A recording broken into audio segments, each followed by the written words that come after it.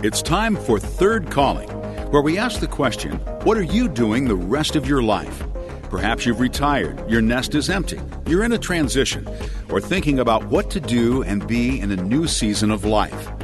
Richard and Leona Bergstrom are co-directors of Reignite and authors of the book Third Calling. They're here to challenge and encourage each of us to follow God's calling and live with purpose and passion for the rest of our lives. And we do have the Bergstroms with us once again this week for Third Calling, a new feature here on KCIS looking at what you're doing with the rest of your life. A lot of boomers listen to KCIS, and Richard and Leona wrote this book called Third Calling to address that. That's the name of the book, right, guys? Third Calling, what are you doing with the rest of your life? So we thought this radio feature would have the same name because I think it kind of encapsulates what we're trying to look at with the feature. This week we're on to principle number 3 of the book, and Leona, tell us about that. Well, this is one of my favorite because this principle says take the time to discover what makes you unique. And it's interesting to me that we can get to the age we are, and some people have never really thought about how incredibly unique God has created and wired them. So we like to help people see how fearfully and wonderfully they're made, what their personality is or how you behave, what your strengths are. Those are what you're naturally good at.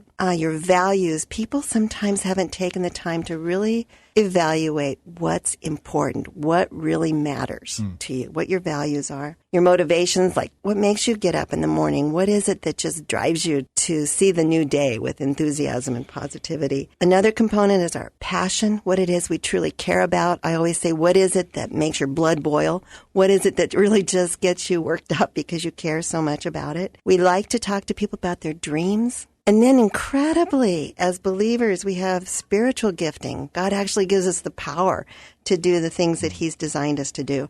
So what we try to just help people understand is you are one of a kind. You're created in the image of God. It's our responsibility to live according to that image. Well, you were saying before we started recording that sometimes there's some pushback on this, and people ask the question, is it self-centered to focus on our uniqueness? I don't think it is. I think it's God honoring to explore and understand how He has uniquely wired us as individuals to make the best contribution in our family, our church, our world, the community that we live in. And we don't always know what that is early on in the stages of our lives. So we think it's a good exercise. Mm-hmm.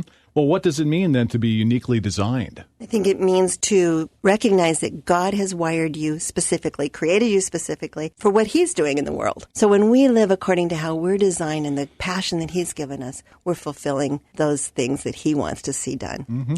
Well, some personal stories here then. How has God uniquely designed you, Richard? Well, we think we know ourselves, but I really discovered through different assessments some things about myself that were very helpful. Through the Myers-Briggs inventory, I discovered that I was an introvert. Through the DISC assessment, discovered that I had a creative bent that needed to be expressed. Through an assessment we do called MCORE, it helped me to get in touch with my motivational core. And I didn't discover that until into my mid-60s. And so in each of these discoveries, I've made a slight change or a major switch in the direction that my life was taking because I had a better understanding of who I was and how I could make the best contribution in where I found myself. So we really encourage people to explore that uniqueness and to understand specifics about how God has wired them. And in discovering that uniqueness, it changes us and it changes our opportunities. I can tell you a story about one individual in particular, a gal named Lisa, who really discovered her bent toward organizing as she went through our Reignite retreat several years ago. And out of that, in later life, developed an entire business about helping people downsize, and then wrote a book, Calming Your Chaos, a little plug for her. So all of that grew out of that process of self-discovery. Well, it's a wonderful process. You say you use lots of different personality tests and things. These happen in your Reignite seminars that you host in churches and different get-togethers. And if people would like to find out how they can have you maybe at their church or their event, what do they go to? The re-ignite.net website? That's right. I got that right. Or, of course, everything also points back when you go to thirdcalling.com, which is the title of the book and the series that we're doing with the Bergstroms. Richard and Leona Bergstrom, authors of the book Third Calling, and have had a passion for this kind of ministry for a number of years. Used to work here at Krista a few years back, and I see you at church these days.